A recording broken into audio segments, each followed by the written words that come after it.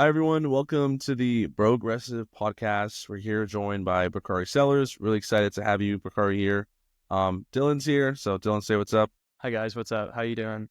So, basically, Bakari's someone, doesn't really need an introduction, but someone who's accomplished more by age of 22 than we will do probably in our lifetime.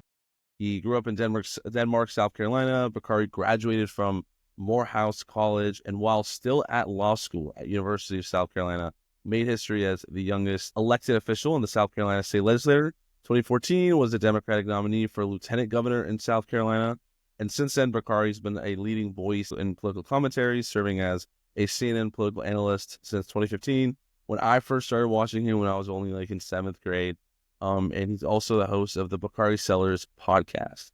So, he's a two-time New York Times bestselling author of My Vanishing Country, a memoir that sheds light on the lives of Black working-class families, The Moment, thoughts on the race reckoning that wasn't, and a children's book, Who Are Your People? When he's not writing or on air, often having very civil conversations with Scott Jennings. He's cheering on the University of South Carolina women's basketball team, South Carolina Gamecocks, and yeah, we're really excited to have you, Bakari. Hope you're doing well. And if you want to give an introduction to everyone watching out there that maybe doesn't know you, hopefully I did a good job. You did a great job, man. You gave a better introduction than my mom gives half the time. Is that a gamer chair? Are you a gamer? Okay, so I used to game more. I kind of just, ever since college, the college quarter starts, I kind of stopped gaming, but I don't know. Do you game? I don't game. I have a 5-year-old now who thinks he's a gamer, though. He's an Astrobot, though, Astrobot, Fortnite, those type of things. So I was gonna say, wait till he gets his hands on Fortnite, and then he'll be joining the rest of our generation, being addicted to it and stuff. Does he ask for V-Bucks already? Oh yeah. Oh, we're there. There you go. You're there. So no, man, you gave a great introduction. I'm actually excited to be with you guys. I think that this is a platform that we've been missing for a long period of time, particularly within progressives. There is a battle to re-engage minority communities, but there's also a battle to re-engage men of all ages who have seemingly said that politics is just, fucking crazy right now, and there's nobody that speaks for them, and Democrats are a bunch of weirdos. So I'm glad to be here with y'all. Yeah, I mean, I think that perfectly segues into our first question. I kind of wanted to ask you, why do you think that Democrats lost? I know there's a lot of people out there finger pointing this group and that group, but if you had to boil it down to it's hard to boil down an election to a simpler reason, but why do you think that Democrats really, got the reckoning that they did? So first of all, we really need to couch and peel back the layers of the onion to what a reckoning is, because look, Kamala Harris was 200,000 votes away out of the 150 million votes cast from being president of the United States. If she's able to flip 200,000 votes in Wisconsin, Michigan, and Pennsylvania, she's president of the United States, right? So let's keep that in mind. Also, the House is extremely close. And of those swing states outside of Pennsylvania, you still won in Nevada, you won in Arizona, you won in Wisconsin, you won in Minnesota, and you won up and down the ballot in North Carolina. So let's just, and it was the most narrow election that we've had in the last, 100 years outside of Bush v. Gore in terms of popular vote. So let's truly understand what we're talking about. That's first. Let's level set. Second, I don't really think there's anything Kamala Harris could have done differently.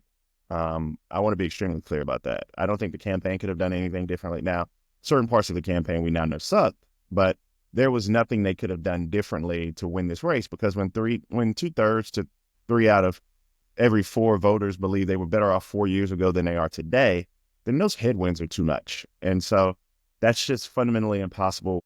It's just not a race you can win.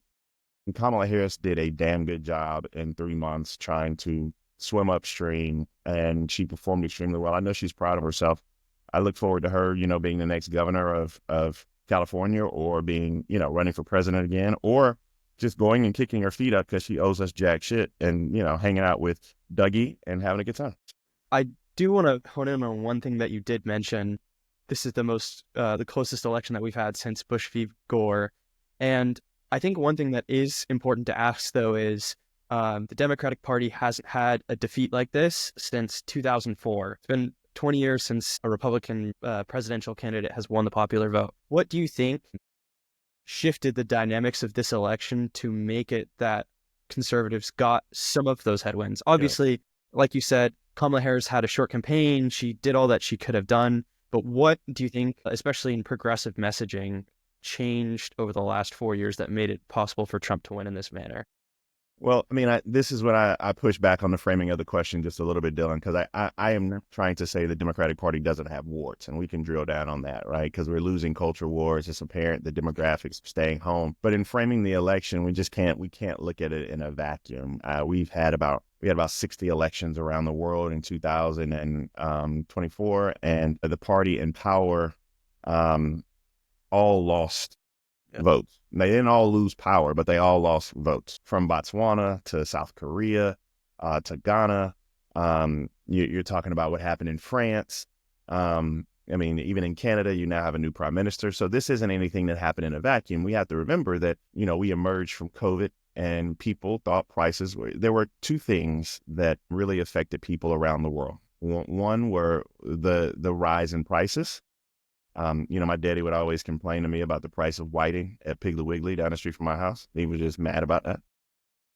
And number two, there was a cultural issue about immigration and migration.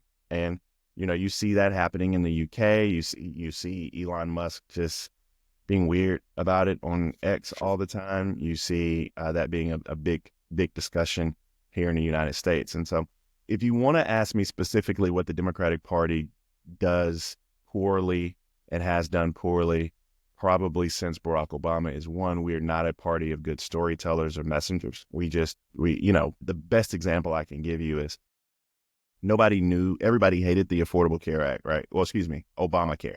Nobody liked Obamacare when it passed, but when you talked about the things that were in the Affordable Care Act, people loved it overwhelmingly, right? And the more wild fact about that is that I tell people all the time, nobody knew what was in Obamacare until people tried to take it away from them, right? Yeah. So that as great an orator as Barack Obama is, we were never able to tell the story about the successes. The same thing with the Inflation Reduction Act. The same thing with the fact that violent crime rates have gone down, or net migration across the border has gone down, or inflation. So we just haven't been able to, or the fact that we're not in any active combat zones, we're not able to tell those stories well. So that's first. And second thing is, we're just weak. We don't necessarily have a message in which we stand, as they say, 10 toes down. Like we don't exude strength. And Donald Trump has exuded this bully. He always goes back to his base. And it's just been kind of fascinating to see. Yeah, I agree. And I do think that part of like being a young person, I kind of mentioned it last time, but I'm in a fraternity. I'm around a lot of those young men who are getting really sucked into that messaging of Theo Vaughn and Aiden Ross and Joe Rogan kind of collaborating together. I'll put Theo in the same category. So first of all, Theo is funny as hell. He is pretty funny. I watch Theo Vaughn all the time.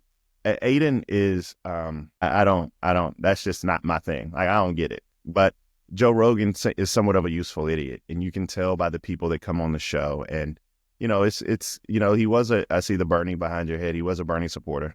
And now he's a Trump supporter. I don't find those two things to be that far apart, other than, maybe the character and the morality of the man. But the politics of populism, it brings those two closer together than people actually know. But watching Joe Rogan morph into this figure of kind of the entertainment idiocy. For example, I don't know if you saw recently the conversation he had with Mel Gibson, where they're talking about a cure for stage 4 cancer.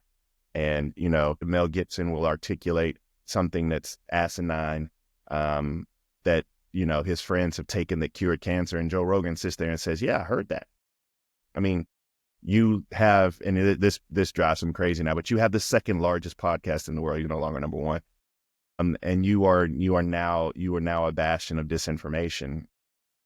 You don't push back on Mark Zuckerberg when he comes in, and one of the real reasons that Zuckerberg is cozying up to the Trump administration is to avoid things like 230 liability, to get rid of the antitrust suit. I mean, just to insulate Meta. It's more, but you don't push back like that.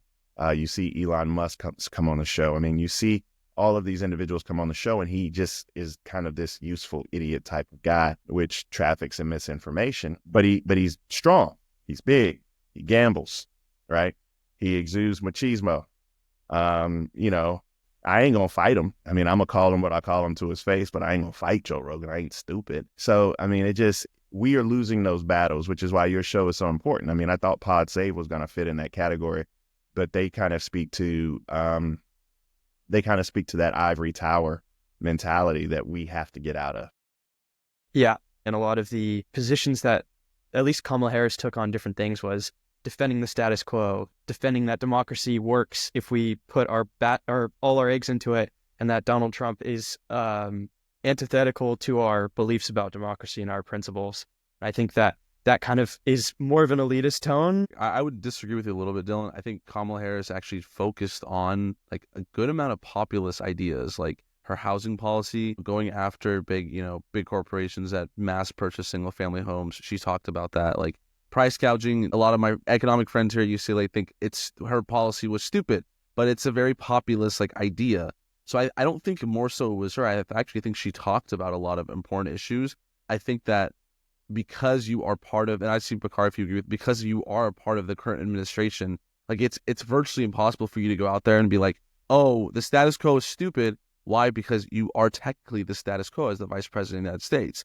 And if you disagree with the president, well, they're going to be like, why didn't you bring this up during this meeting? There's, I think it's just very complicated. Yeah, both of you guys are now in the middle of like Delaware when the campaign was going on and those debates and discussions were coming up. Like, do you distance yourself? What happens when you distance yourself? And then she has a loyalty to Biden. Why didn't she throw Biden under the bus? In hindsight, none of that shit matters. I mean, I hear you. But none of that would have changed the outcome of the race. I've been thinking about the Tim Walz pick a lot. And for the record, he was fourth in my, everybody I would talk to, the vice president and others. I said Mark Kelly 1, Shapiro 2, Pete Buttigieg 3, Tim Walz 4. I just didn't think he brought a whole lot, but I didn't dislike him. But people are like, oh my gosh, she choose Josh Shapiro, maybe she wins. No, she doesn't. But there was this, and it's hard. America has a short memory. I mean, do we not remember what happened 4 years ago? Do you not remember so I am looking forward to the 18-month period of buyer's remorse. I am sitting back and watching. I am working extremely hard in Virginia and New Jersey to make sure we have Democrats elected statewide. Outside of that, I'm giving everything else 18 months, and then we'll get out here and try to make sure we take back that. Yeah, I mean, I think it's a good answer. People, I feel like Americans kind of vote about what's happening in the present, and high prices. No matter inflation came down, they're still struggling at the pocketbook. I think something that I wanted to bring up, Bakari, was there's this kind of what I've noticed with Democrats, and not just with Democrats, Republicans do this too, but they do this with other issues where Dems will for example, take crime. It was like 2021. I was listening to like Nate Silver, and he was talking about how crime trends were getting better, but people just didn't feel safe. And people across the board, right? No matter your background, they just didn't feel safe. I think for a while, the Biden administration kind of tried to, push out there, there's these drops in violent crime in these cities. What you're saying is like, you sound like Charlemagne now, my friend Charlemagne, the guy who I talk to all the time. So it's like, people are saying that, a crime is a problem in their neighborhoods, right? And Democrats are like, no, let me show you the statistics. And they're like, no, but I feel it, right? And how do you get over that? How do you communicate that? You communicate with people. And what you do is you look at the people who are doing it well, the messengers who are doing it well, and most of them are mayors. You look at Randall Woodfin, for example, in Birmingham, Alabama, or Andre Dickens in Atlanta, or Vi Lyles in Charlotte.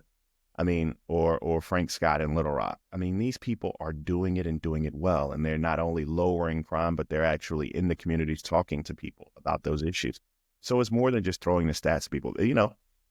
One of the most despicably, insanely brilliant political tactics we've seen since Atwater. I mean, you guys just have to read about Atwater. He was before my time too. So, South Carolina political strategist came up with Southern strategy. Yeah.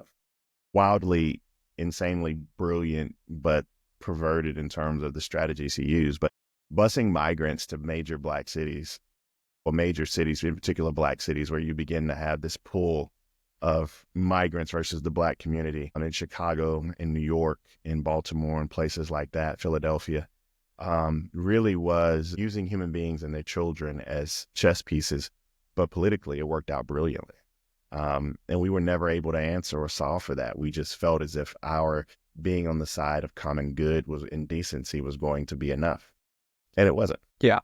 One thing that I do wonder, though, is on the ground, like with our friends, with our families, what, like you said, those conversations, what should the starting point be? Living in a separate factual world, how do you maneuver around that? I understand the conversations of, well, this is how I feel. It might not align with the statistics, but for something like January 6th, or for something like climate change, something like issues that are important, at least for young men, or young progressive men, is like, how do you navigate those scenarios? One, you have the right message, but you're not the right messenger. That's one. Two, we need to make sure that we arm those individuals and make sure they're not afraid to have those conversations and say, look, you can have a question about competence around the wildfires and how they're contained and whether or not Karen Bass did her job and whether or not the fire department did their job or how they could do it better. But you can't really deny the fact that the reason that it's, fires in LA and snowing in Dallas is because of climate change, or the fact that you have these fires. Like Elon Musk, for example, the other day was like, well, we have all these forest fires and wildfires in Texas, but they don't ever get out of control like this one in Florida. And I'm like, in California. I'm like, but you don't have 70-mile-per-hour winds, right? Exactly. Like, Thank you. Like, what? I mean, are you stupid or stupid? Like, it's so disingenuous. Yeah, it's so intellectually disingenuous. But we have to begin to. And so, Dylan, that's why it's important for you to be talking to your frat brothers. You can't cancel people. You can't be morally or intellectually superior to people or call them dumb or talk down to them. But you have to be able to talk to them about facts. And if you talk to them about facts, they'll push back on you and they'll say this, that. But at the end of the day, the sky's not green. All right. And they'll be able to see that, and they'll be able to. They may not vote for president of the United States, but they may vote for their local state house member. And that's just how you start getting people going in the right direction. Yeah, I think that's a good way to look at it. I mean, I kind of look at the North Carolina gubernatorial race, and that gives me a little hope, right? Like Josh Stein winning by 14 You guys need points. to have I just had her on my show, but you need to have the chair of the North Carolina Democratic Party. Yeah, we've been reaching out to her. I commented, so I'm going to reach out again. I love her. She's like amazing. Listen, she is amazingly dope. And so I was hoping she would run for chair. So, Oh yeah, we gotta talk about chair. Before we get into that, I do want to show you that I got something over the week. Bakari Sellers is The Moment book. Got this at the local Barnes & Noble. I read let's see, where am I at? I'll be honest with you. I'm at 120. Page 120. Read it on the way to Houston. Not a It's fun an easy game. read, isn't it? I mean, I actually really make enjoyed reading books it. like difficult. I mean, I want it to be thought provoking, but I don't want it to be a difficult read. Very easy read, like very simple read, but also like I feel like this is a history book, which I love too. You go into and I learned so much about because I read that you came from a family of lions, right? You came from a family of activists, of champions for civil rights and all these things, but I really didn't know how involved, your family has been. And I kind of wanted to, you mentioned something pretty interesting it was page 72. Your grandpa or someone in your family said that MLK, Martin Luther King Jr. would ask, why do we need a soup kitchen in the richest country in the world? That quote really stood out to me. It kind of made me realize that what Martin Luther King Jr. was fighting for, was obviously civil rights, but also rights, to bridge the wealth inequality. And I kind of wanted to ask you, in writing this book, thinking about, growing up, and you were at 18, 19, traveling down to Mississippi, right? They took you to Mississippi. You talk about going to Tennessee. That's where your mom's parents lived, if I'm not mistaken. Yeah. Look at how you. how has that shaped you? I'm impressed. How has that shaped you? I mean, it just taught me a different way to organize, and which is one of my frustrations with the Democratic Party. It's also how I won my races.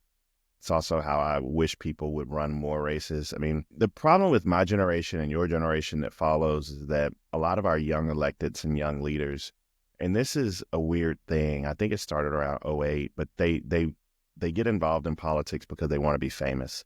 And what happened around 2008 was this really weird intersection of entertainment, culture, sports, and politics, where Barack Obama made it cool, right? I've never known anybody to be like, man, damn, I want to be like Al Gore. Like, that just wasn't, they like, did you see Al Gore's swag? Like, nobody said that. Nobody was like, man, Tip O'Neill is probably the dopest man on earth. That's not a thing that people like say. But Barack Obama made it cool again, right? And so you ushered in this entire generation. And, you know, for me, I remind people often that I got elected before Barack Obama kind of came into this thing. I got elected when I looked up to Deval Patrick. He was my hero, you know, a 2-term governor of Massachusetts. And when I ran for office, it was knocking on doors. It was phone calls. It wasn't text messages, right? It was your friends getting together in a church basement with cold pizzas, dialing up numbers on a sheet of paper, right? And I didn't have enough money for commercials. It was making sure that I had people stand up in churches. And one of the things my dad taught me in the movement was that when they would go down to Philadelphia, Mississippi, or they'd go down to Alabama, and they were registering voters, they never went in trying to tell people what to do. They went in to empower those individuals in their community to go out and do what they felt best for their own community. And that is something Democrats have to get back to. And it's a different level of progressivism. It's a different level of understanding. It's a different level of morality when you look back at King's speeches and where he was on poverty and war. When you look at people like Marion Barry when he was mayor, what that meant. When you look at Julian Bond when he was running for office, or John Lewis and what they stood for. But they also were really good on policy, which my fucking generation is terrible at. Like, my favorite legislator, and this is how you know we get weird sometimes. This is when we're like the antithesis to being the cool Democrats. We're like in the weeds when you have a favorite legislator. But I love Lauren Underwood. Like, she, for me, she's awesome. The everything. Yeah. She's somebody who passes legislation. She's not out there trying to, you know, be boisterous, flashiest congressperson. Yeah, or, you know, look at what I'm wearing today. I mean, she's out there representing her constituents, getting the job done, and hopefully will be in the United States Senate one day soon. You know, I think that there are very, very talented people who are up next who are going to turn the page, but I just hope and pray we don't. I think that too many people, Governor Polis out of Colorado is one of those individuals. But I think too many people are learning the wrong things. Fetterman is kind of, he's a unique individual, Bakari. But he's always been this way, so I'm not. Yeah, I'm not. You know, I've always been, ever since he chased the black dude with the shotgun, too. Been a little leery of him. But you know, it's fine. It's a big tent. I'm somebody who, you know, didn't necessarily care for Kyrsten Sinema a lot, but she was a part of our party. Like, we needed Sinema, we needed Manchin. If you want to get the 52, you gotta, you know, you need the numbers. I mean, if you want to get some judges and you want to win some votes, you need the numbers. So I understand the big tent. So I am looking forward to this and turning the page in this next generation of Wes Moore and Gretchen and Raphael Warnock. I'm looking forward to the fact that we probably, oh, there you go, the other Wes Moore. Shout out to Wes. Yes, sir. You look at the city of New York. I think Eric Adams is. People give Karen Bass a hard time, and probably rightfully so. I mean, I haven't been able to, being on this coast, I haven't been able to you know, accurately sift through what's fiction and what's, you know, what's truth and what's false. And part of it is because the LA Times is run by this guy who is fucking terrible. Yeah, and then his daughter is like a super progressive. It's so confusing. It's just weird. And so, you know, what once was a bastion of journalism, I'm not sure anymore. It's like it's being stripped for parts. And so I say all of that to say that Eric Adams is the worst mayor on the planet.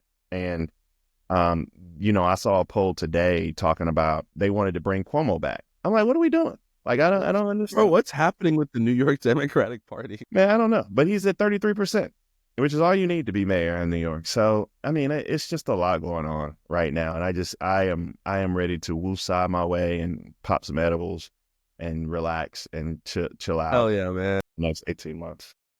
So I definitely agree with you. I definitely think somebody like Raphael Warnock would probably be my pick to run in 2028. I think the way he speaks and not only just the communication style, Great but guy, like all around too. the actual activism within his community is like commendable, and somebody that I think I would want to be on my party's ticket. But in the world of social media and in the world of competing for clicks and views and in that maybe determining your electoral outcomes, somebody who I think of as like AOC, she's become much more mature in her tenure in the House of Representatives, but when she started out, very progressive, very antithetical, and not working to get a lot of things done. How do you balance those things? Like you said, a good positive policy outlook, good community involvement, good person who has uncompromising values, while at the same time competing for clicks and views on X or on YouTube. Or I mean, I'm not someone, I will be extremely honest with people. I wasn't an AOC fan when, the squad kind of came in. In fact, Ayanna Pressley is one of my dearest friends. I love Ayanna, but she was like the only one probably that I found any type of a bond with. I didn't know the rest of them either, so it wasn't anything personal. But I just thought that there was this upsetting clamor for fame and not enough of the ability to be successful legislators, right? Which is what you're there to be. AOC has really, I have become very fond of her and her skill set and the way she communicates with people. I believe that she has a very, very, very bright future. I want to be a part of it. I don't know if she'll be president of the United States or anything like that, but I do think she has a bright future, and she's somebody that can be a beacon and a positive communicator. She's still, though, a level below or a few levels below someone like Pete Buttigieg, who comes with a level of depth and charisma and, being able to go into those fire pits and still be able to come out unscathed and maybe convince somebody like, for example, Dylan, that, look, climate change is real. Pete has that unique ability. The question is, does the country want, a president and a first man with two beautiful twins? Like, it's not just our white folk in Alabama ready for it, but our black folk ready for it, our Hispanic men ready for it. I mean, ready for it as a country. We haven't proven to be able to elect a woman to be president of the United States either. But Pete Buttigieg is someone who's like beyond uber talented and is the closest thing to Bill Clinton we've had since Bill Clinton. Actually, Patrick Kennedy and Harold Ford, but then Pete Buttigieg. That's pretty big. I think we know who will be the campaign manager for Pete Buttigieg in 2028. No, I think that's a good answer. I think Pete Buttigieg is going to run for governor of Michigan. Yeah, that one, because you have your friend who I was reading about in the book, Gilchrist, Garland right? Gilchrist. Yeah, He might run. I like him a lot. I love him. I love Garland too. That's an interesting race. I read the book Bakari C. You did. I don't know what Dylan's been doing, but that's okay. We'll get Dylan. Dylan's about to say, "Man, I've been in class." Whatever, Dylan. We haven't had class. It's been fully online, Dylan. What's your excuse? You're just one-upping me. I'll just leave it there. That's kidding. No, I mean, I know, Bakari, you do have to run out. You're gonna be on Anderson Cooper, right? Yeah, I think I'm trying to see if they're still booking me on or they're gonna cut me. But regardless, I appreciate y'all, man. Let's do this again, man. Let's just when there's something going on in the world that y'all want to talk about, call me back or we'll do it live. We'll do a YouTube live and just talk to the people. Yeah, I'm down. Hopefully we can have Max and Ben on. Thank you for coming back on and everything. Really, really appreciate it, Bakari. I've been watching you since I was like 15, man. So you keep saying that shit. You're making me feel old. Trying not to fan. Man, before I was born, my parents were talking about you, man. For sure though. Look, we really want to have more of these conversations. I think it's really important. I think we're supposed to have. We've been trying to get Ken Martin on, so we'll see how that's working. But the DNC chair race, that's going to be the next thing to fight over, and let's hope the party can, find something. Just find something. I don't care who it is. Just find something. Yeah, I'm probably more leaning towards Ben and Martin O'Malley. I don't know Ken to save my life. Yeah. But ask them about Ricky Cobb and their failures in Minnesota to properly address Ricky Cobb. No. I'd love to hear what Ken says about that. Okay, we have him on. We'll ask him about that, and then we'll probably never have him on again. That probably is true. But y'all have fun, man. I appreciate what you do. I can't wait to watch it grow and grow and grow. In 4 years, man, people running for president of the United States are going to have to stop by this podcast. And Yeah, when you run hopefully, for fingers crossed.